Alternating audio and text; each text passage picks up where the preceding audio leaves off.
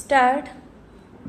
Access capacity in the system and to build new productive capacities in industry as well as agriculture, in power and in transport so as to sustain the momentum of development in the years to come beyond the present plan period. Stop. We think this effort can be made stop.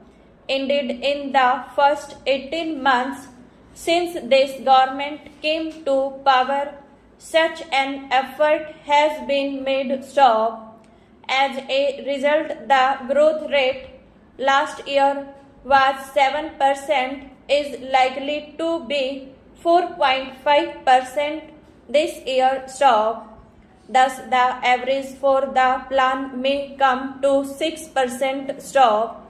In order to achieve the target growth rate of 5.2%, both agriculture and industry will have to perform better than in the past. Stop. In terms of gross value added, the plan envisages an average growth rate of about 4% for agriculture and about 7% for mining and manufacturing. Stop.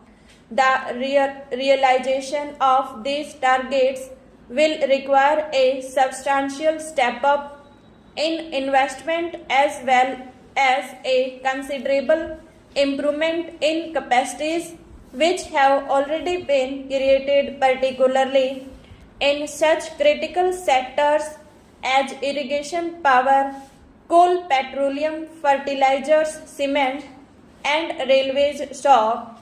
The sixth plan lays balanced emphasis on both these aspects. Stop. The country is currently self-sufficient in food grains. Stop.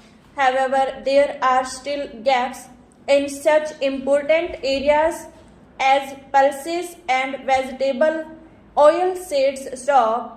Agriculture being still the foundation of our economy, the sixth plan contains a number of programs designed to further strengthen the modernizing impulses in agriculture, covering both food and cash crops. Stop.